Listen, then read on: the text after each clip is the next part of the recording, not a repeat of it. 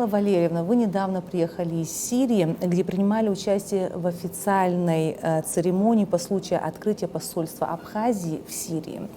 Как отразится открытие посольства на торговые отношения Сирии с Абхазией? Это послужит очень хорошим фундаментом для расширения взаимоотношений между Абхазией и Сирией не только на дипломатическом уровне, я имею в виду в политической плоскости, но и послужит хорошим фундаментом для интенсификации взаимоотношений как в экономическом, так и в торговом плане. Вы знаете, что между Сирией и Абхазией уже подписан договор о дружбе и сотрудничестве, а также подписанное соглашение о беспошлинной торговле товарами. И это дает очень хорошие взаимоотношения и возможности для развития этих торговых отношений между бизнес-сообществом Абхазии и Сирии. У нас есть прекрасные возможности, это и в плане льготных условий, это и транзитные отношения. И мы знаем, что сегодня Сирия очень заинтересована в развитии торговых отношений с Абхазией, но и в том числе она старается развивать эти отношения с Российской Федерацией. И тут Абхазия может послужить и занять очень важное место.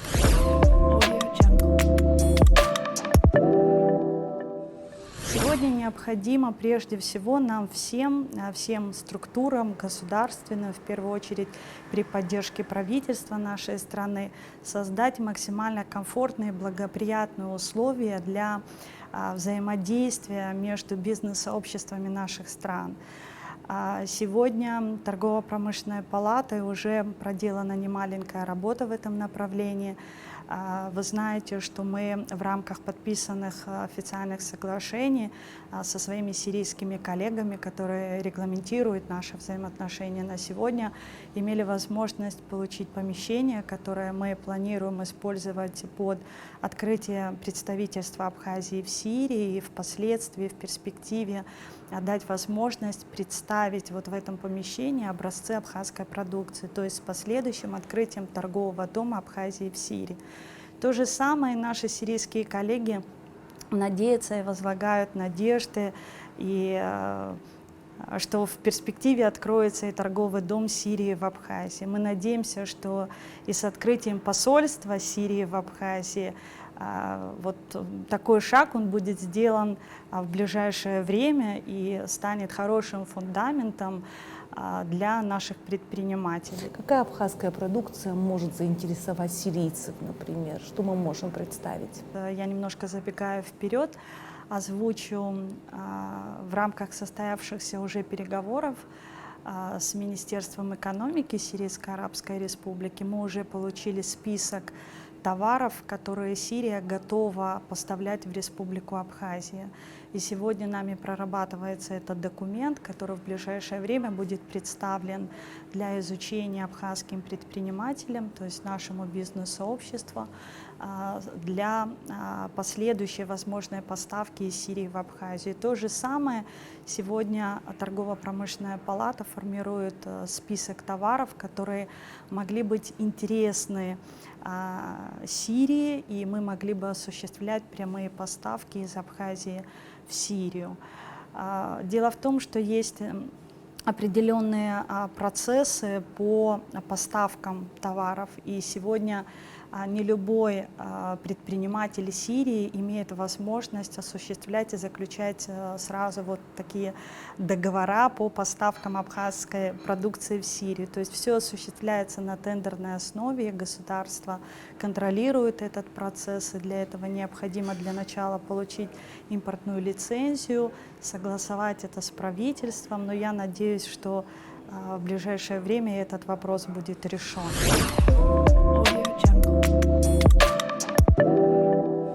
С какими странами у нас хорошие торговые отношения? Ну, вы знаете, что для Абхазии по-прежнему главным не только стратегическим, но и торговым партнером остается Российская Федерация. И внешнеторговый оборот с которой составляет почти 70% от общего. У нас установлены дипотношения со странами, которые признали независимость Абхазии. Но таких торговых отношений, к сожалению, нет. И это связано по известным причинам. И тут вопросы логистики. Второе – это то, что многие торговые компании, да, они имеют свои представительства и филиалы на территории Российской Федерации. Для наших предпринимателей это, во-первых, сокращает время на логистику, это расходы, связанные с логистикой, и гораздо проще осуществлять прямые поставки с территории Российской Федерации в Абхазию. Несмотря на то, что у Абхазии такой, да, свой политический статус, связано это с частичной признанностью нашего государства, Абхазия осуществляет торговые отношения с более чем 30 странами мира. И здесь нужно отдать должное нашим абхазским предпринимателям, которые, несмотря ни на что, убеждают своих потенциальных партнеров заключать с ними договора. И многие работают на дистрибьюторской основе. И в Абхазию поставляется, мы сами можем и видеть, и встречаем на полках супермаркетов, магазинов известную продукцию, известных мировых брендов. И, конечно же, в этом направлении нужно работать. И нужно работать и прикладывать очень много труда для того, чтобы добиться авторитета на международной арене. И это довольно-таки непростой труд, но наши предприниматели стараются, и у них это очень неплохо получается.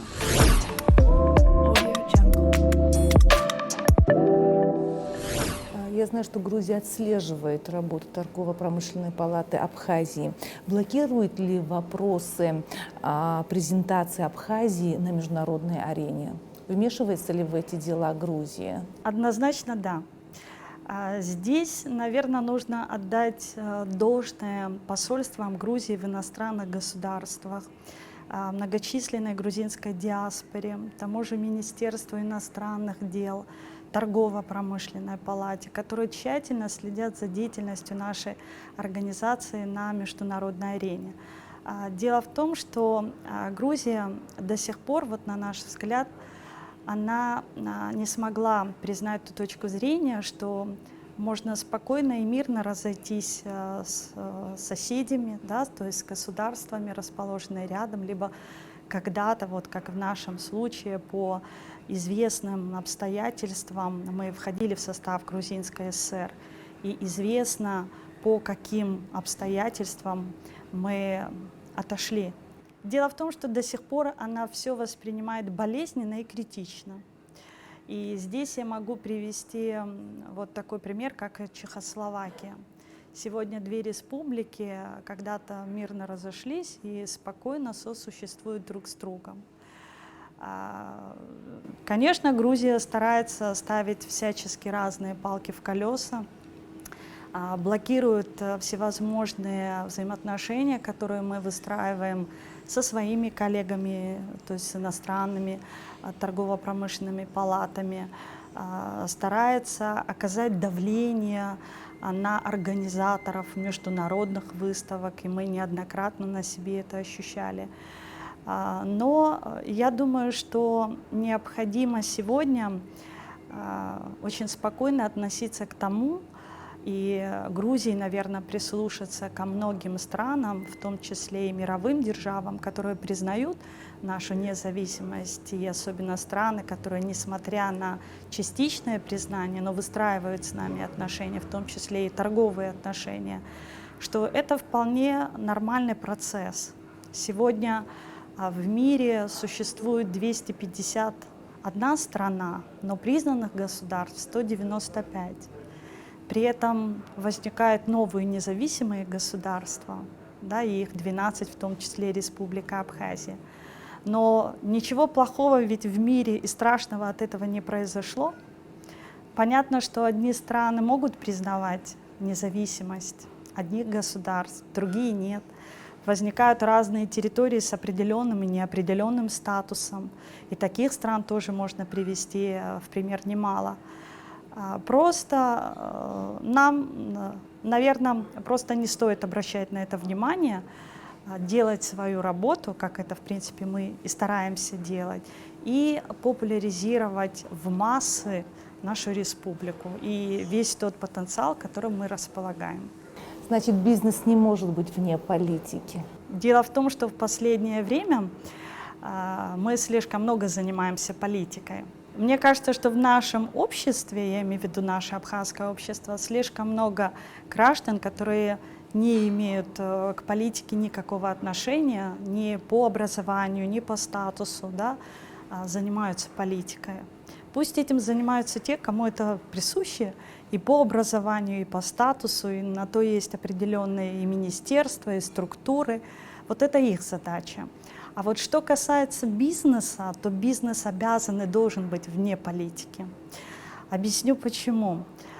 Дело в том, что любые предпринимательские контакты в конечном счете связывают государство намного крепче, нежели чем любая другая политика. И практика уже об этом доказала. История тоже. Конечно, и история в том числе. Мы прекрасно понимаем, что ни одно государство в мире самостоятельно не может сделать столько, сколько может сделать бизнес. И поэтому здесь необходимо подумать о том, как правильно выстраивать отношения и как правильно создавать хороший и благоприятный бизнес-климат в стране. Вот если мы научимся абстрагироваться от ряда политических вопросов и начнем обсуждать, что необходимо нам сделать в сфере экономики, вот тогда мы будем добиваться больших результатов. И здесь очень важно, чтобы каждый из нас умел конструктивно высказывать свое мнение, свою позицию, то есть давать такой посыл власти на те или иные преобразования, которые происходят внутри страны. Что бы то ни было, я считаю, что ведение диалога – это залог успеха. Вот поэтому бизнес, который мы позиционируем, наш абхазский, на международной арене, проводя те или иные переговоры с потенциально заинтересованными представителями бизнеса иностранных государств, мы всегда заявляем о том, что бизнес Абхазии, он вне политики. И для этого необходимо просто выстраивать отношения и договариваться. На международной арене вы Абхазию представляете больше как туристическую страну или как сельскохозяйственную отрасль? Ну, невозможно представлять Абхазию, исключительно выбирая ту или иную отрасль. Когда-то Абхазия считалась аграрной страной. В послевоенные годы мы позиционируем Абхазию в качестве туристической страны. Но все должно развиваться параллельно. Поэтому, принимая приглашение на участие в многоотраслевой выставке международной, есть возможность представить Абхазию в полном ее проявлении.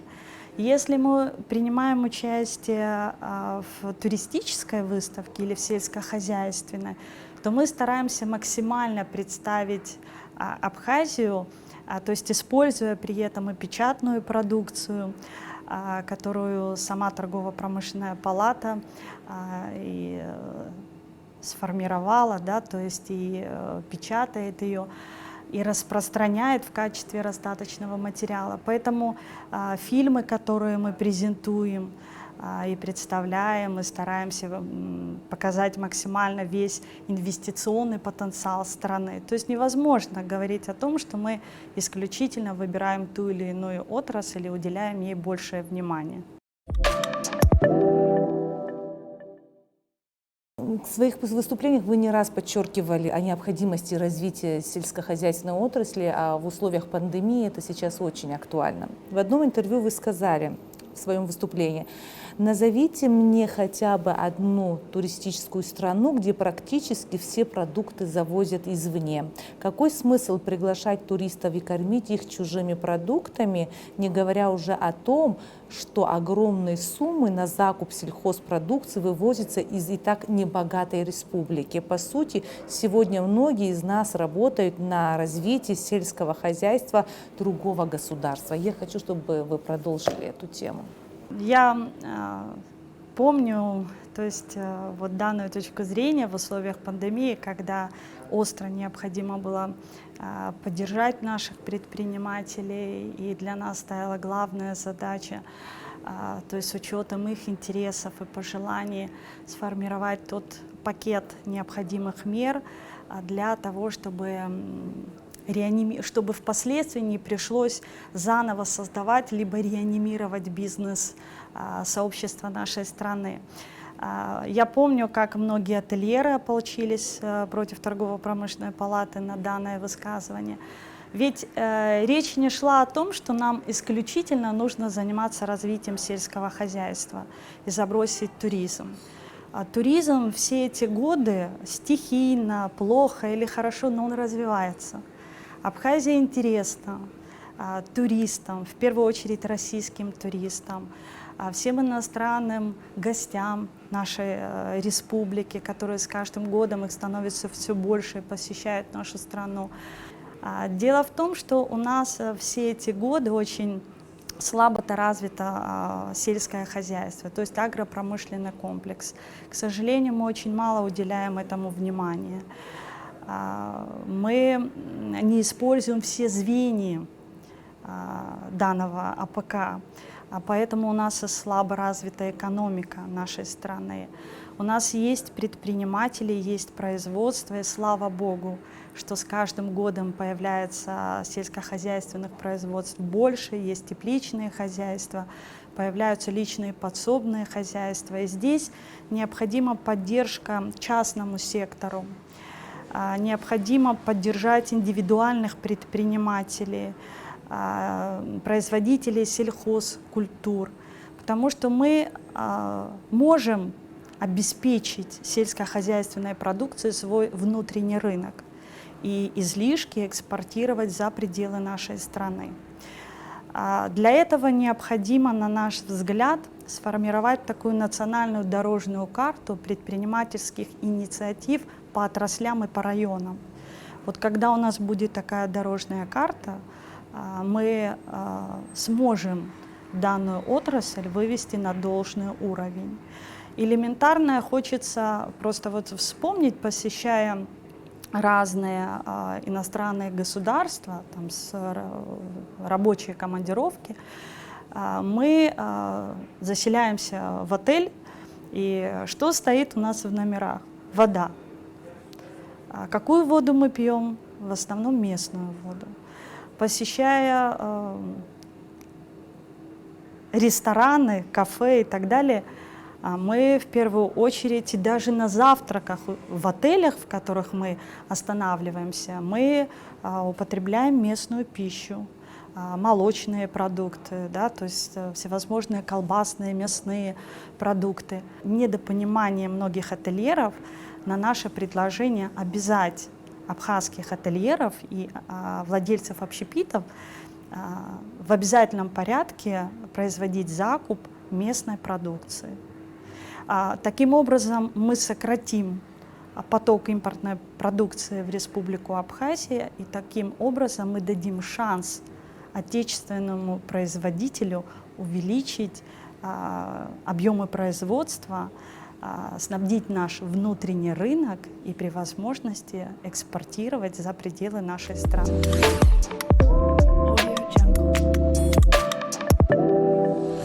Здесь еще очень важно стоит вопрос импортозамещения. Вот надо, наверное, все-таки не бояться и четко понимать, что это не изоляция, а это повышение конкурентоспособности отечественных производителей. И нам необходимо подумать и о той же продовольственной подушке безопасности. В лучшем случае вот, государство должно обладать либо финансовой подушкой безопасности, либо продовольственной подушкой безопасности. К сожалению, у нас нет ни того, ни другого, и пандемия это показала. Хотя я помню, как в условиях карантина и введенного режима чрезвычайного положения, как наши граждане стали успешно заниматься возделыванием сельхозкультур, стали с большой радостью делиться фотографиями, да, такими фотоотчетами о том, какие они возделывают сельхозкультуры, какой у них урожай. То есть настроение у населения совсем было другое. И вы знаете, мне даже вспомнился период послевоенный. Я-то была маленькая, но даже по рассказам старших в семье я помню, как рассказывали, и как вообще в республике, какая была послевоенная тяжелая обстановка, но наши граждане занимались сельским хозяйством, имели возможность, и тогда на тот период именно женщины вывозили продукцию за пределы абхазо-российской границы, продавали ее и на эти деньги приобретали ту продукцию, которая, да, необходима была для того, чтобы прокормить свои семьи. Тамила Валерьевна, какие у вас взаимоотношения с предпринимателями? Есть ли какие-то претензии у предпринимателей к торгово-промышленной палате? Сталкивались ли вы с такой ситуацией? Нет никаких недопониманий, скорее наоборот. У нас очень хорошее налажено сотрудничество, хороший выстраивается диалог. И слава богу, наши предприниматели понимают о необходимости такой организации в нашем государстве. Вот нам уже 18 лет, да, в этом году исполнилось, скоро мы будем праздновать свой юбилей. И я помню по рассказам основателя и первого президента палаты Геннадия Леонидовича Гагулия, когда вообще родилась идея создания торгово-промышленной палаты. И на тот период, в самые тяжелые послевоенные годы, он смог убедить первого президента страны Владислава Григорьевича Ардзинба о создании данной структуры. Ведь на тот период у нас не было возможности выстраивать какие-то торговые, международные отношения, заявлять об Абхазии на международных площадках. Вы знаете, как это все блокировалось, и тогда не было никакого признания. И именно с созданием торгово-промышленной палаты, вот созданием такой структуры была возможность выстраивать экономические отношения, торговые отношения со многими предпринимателями иностранных государств, в том числе и Российской Федерации, которая расположена очень близко к нам, да, с которой у нас одна граница. За 18 лет, конечно, мы прошли непростой путь. И в основном сегодня то, что осуществляет свои деятельности, цели и задачи, которые ставит она перед собой, это прежде всего направлены на оказание содействия развитию предпринимательства в стране. То есть это постоянный контакт с бизнесом. И сегодня, благодаря тому фундаменту, который был создан, благодаря Геннадию Леонидовичу, его личным контактам, да, то есть и в российском истеблишменте, и в зарубежных странах, и благодаря тем представительствам, которые сегодня у палаты имеются. Это 6 официально зарегистрированных представительств на территории иностранных государств. Это представители палаты, их более 80 в более чем 40 иностранных государств, которые, в принципе, поддерживают в первую очередь не торгово-промышленную палату как структуру, а представляют и защищают интересы наших предпринимателей. И это дорогого стоит, тем более проводят работу на общественных началах. И сегодня тот пакет услуг, который палата смогла сформировать за все эти годы, которые с каждым годом совершенствуются, и мы направляем ежегодно наших специалистов своим коллегам в те же региональные палаты Российской Федерации в целях повышения квалификации, для того, чтобы этот комплекс услуг был качественный, своевременно оказывался нашим предпринимателям. Не все, может быть, сразу и получалось. И первоначально, наверное, допускались и ошибки, методом проб создавались те или иные проекты сегодня, которые мы именуем имиджевыми проектами на международной арене, которые мы реализовываем. Но, наверное, вот такой рубеж, либо нулевую отметку мы уже прошли, она уже позади. И радует то, что наши предприниматели сегодня — это грамотные предприниматели, которые хорошо разбираются в рыночной экономике. Я бы даже сказала, чувствуют себя как рыба в воде. И они четко понимают, что им необходимо. И даже те предложения, которые по их инициативе, согласно их интересам, которые формирует торгово-промышленная палата и направляет в адрес правительства, парламента, это все нацелено на то, чтобы предпринимательство в республике развивалось и было достойно развитию предпринимательства иностранных государств. Немного сменим тему. Я хотела бы узнать о вас чуть больше, как о руководителе организации. Трудно в Абхазии быть женщиной-руководителем, успешным руководителем? Ну, наверное, быть руководителем, вне зависимости, мужчина ты или женщина, всегда нелегко и непросто. И если вы позволите, я бы, наверное, на этот вопрос ответила бы с юмором. Всегда управлять коллективом там, где есть мужчины, намного проще. Объясню почему. Потому что с мужчинами, ну, на мой взгляд, договориться всегда проще, как и в принципе с представительницами женского пола, если, как говорят на языке молодежи, ты на одной волне. Вот в такой ситуации в коллективе необходимо, чтобы были представители мужского пола, которые в самую трудную минуту готовы подставить свое крепкое плечо. У нас просто в нашем абхазском обществе до сих пор не могут признать ту точку зрения, что женщина-руководитель, она может быть не менее успешной, нежели чем мужчина-руководители. И вот с каждым годом появляются женщины-руководители, причем успешные, с очень хорошими управленческими навыками на бизнес-поприще, и это очень радует.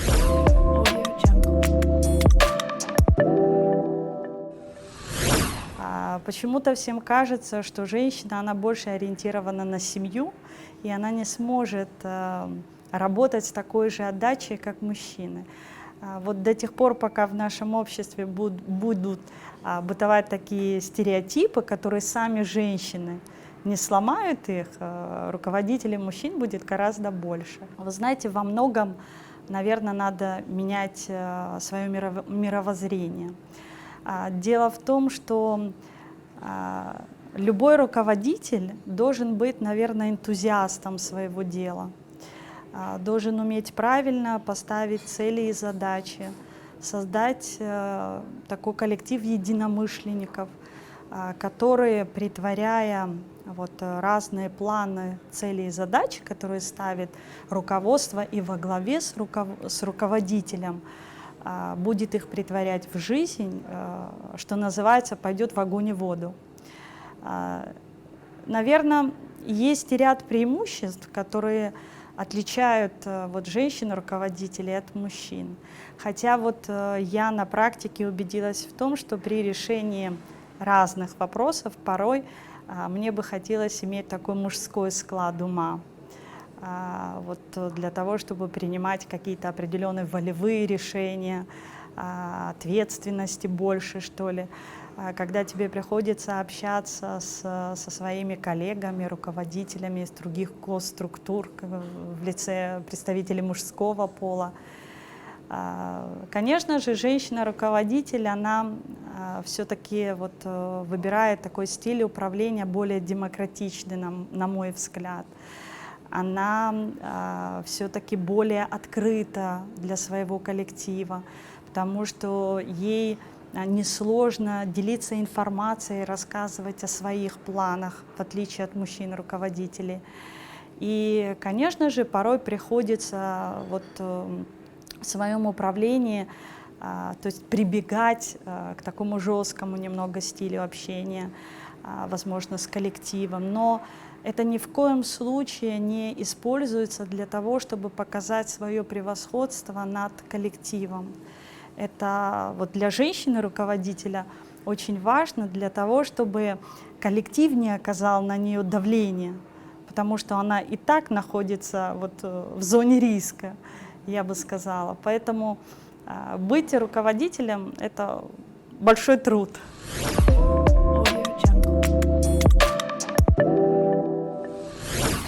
Я знаю, что вы используете метод конкурсного отбора приема на работу. Насколько этот метод эффективен? Мы к этому методу уже пришли давно и считаем, что в коллективе очень важна профессиональная среда. У нас для этого создана и рабочая комиссия.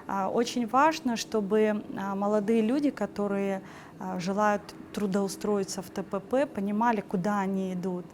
И не для каждого молодого сегодня специалиста, возможно, это самая лучшая организация в том плане, что здесь определенный режим, то есть 8-часовой рабочий полный день, есть дресс-код. В основном это женский коллектив, как вы знаете, и мы при отборе уделяем особое внимание это и знаниям иностранных языков, основам экономики. Я пролистала ваши социальные сети. На фотографиях вы всегда изысканно выглядите, у вас всегда интересный гардероб, определенный стиль, классический стиль, но все со вкусом.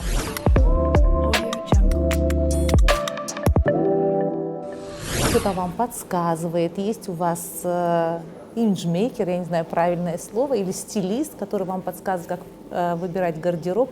Вот как вы формируете свой стиль? Спасибо большое за комплимент. Но, честно говоря, нет ни имиджмейкера, ни стилиста. Есть просто, вот, наверное, какой-то врожденный стиль. Чувство вкуса. Чувство вкуса, возможно. Не сказать, что я что-то определенно подбираю. Да, я стараюсь больше в своей повседневной жизни использовать классические стили, потому что считаю, что и должность руководителя, она тоже обязывает, и ты не всегда себе можешь позволить в плане одежды то, что тебе нравится, потому что ты уже публичный человек, на тебя обращают внимание, и тем более, когда в организации есть определенный дресс-код, ты должен подавать пример своему коллективу для того, чтобы от них требовать того, что тебе хочется. Единственное, могу добавить, что у меня в семье есть родная тетя, младшая сестра моего папы, которая с детства для меня была вот такой иконой стиля. Мне всегда нравился ее вкус, которая с детства подсказывала, какие цвета, допустим, мне больше подходят, какой стиль, как девушку, допустим, да, там с возрастом бывает там лишний вес, который мешает, необходимо скрыть, да, вот. Есть такой человек, который, наверное, все-таки повлиял на вот такой стиль моей одежды. Я вот много раз перебирала в голове, задать вам следующий вопрос, не задать. С одной стороны, вы мне симпатичны, мне нравится общаться с вами, и ни в коем случае я не хочу вас задеть. Но с другой стороны, если я сейчас уйду и не задам вам этот вопрос, я потом себе тоже буду говорить, вот я не дожала. Во всем вот олицетворяйте женственность, знаете свою профессию хорошо, с энтузиазмом отдаетесь, сплотили коллектив, успешный руководитель. Я хочу спросить, вы до сих пор не встретили того человека, который вам подставит свое мужское плечо? Я сейчас говорю о личном счастье. Почему рядом с вами нет такого же красавца, такого же успешного, как вы сами? Ну, наверное, за последние годы это наиболее частый вопрос, который мне задают. Я бы не хотела быть неделикатной. Я уже привыкла, даже привыкла к этому вопросу. Спасибо за вопрос, он не менее интересный. Вы знаете, наверное, все-таки не пришло еще то время. Я никогда не задавалась, может быть, этой целью выйти замуж. Возможно, еще не встретила того человека, который смог бы, как вы правильно отметили, подставить свое крепкое мужское плечо. Вот как-то все упиралось изначально в профессию, работу, хотя для меня вот всегда была ценна эта семейная гармония, потому что по своему складу, по характеру я никогда не мечтала стать руководителем, и в планах этого не было. Я никогда не желала занять какую-то определенную позицию, да, в обществе. Как-то все пришло вот само собой. Конечно, семья, она всегда в приоритете, и любой девушке, и мне хочется иметь свою семью, иметь детей, большую причем семью, потому что я сама выросла в большой семье.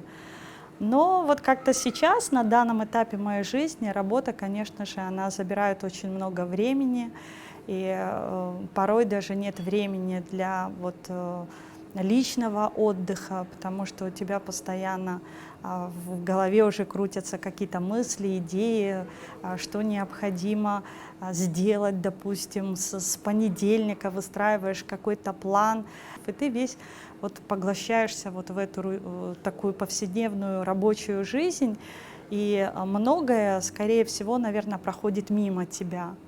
И на многое ты, наверное, не обращаешь внимания. Это все-таки, наверное, связано с профессией.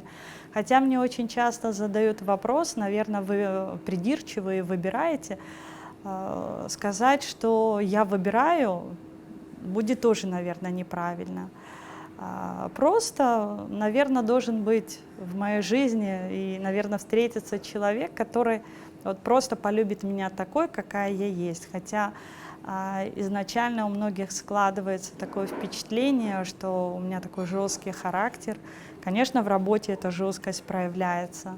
Спасибо за откровение. Я чувствовала, что вы искренне мне все это рассказали. Я также искренне желаю вам, чтобы вы были счастливы. Не знаю, с кем-то рядом, или в работе, или в семье, но были счастливы. Спасибо большое. Что делает человека сильнее? Наверное, терпение. Какую сверхспособность вам хотелось бы иметь? Ой, сложный вопрос. Наверное, все-таки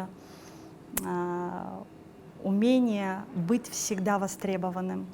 Когда последний раз вы плакали и по какому поводу? Наверное, часто. Бывает и такое. И от радости могу заплакать. Сложно мне ответить на этот вопрос сейчас. Если бы вы до конца жизни должны были есть только один продукт, что бы это было? Наверное, хлеб. Вы любите хлеб? Да. По вам не видно. Четверостишие, которое сейчас приходит на ум. К сожалению, в последнее время я настолько много уделяю внимания учебникам по управлению персоналом, что даже вот сейчас сразу я не могу вспомнить. Спасибо большое, Тамила, за интервью. Мне было приятно с вами общаться. Спасибо большое за приглашение, и мне было приятно с вами общаться. И вам хочу, в свою очередь, пожелать успеха в работе, крепкого здоровья, самое главное, тем более сейчас в условиях пандемии. Берегите себя и берегите своих близких. Спасибо.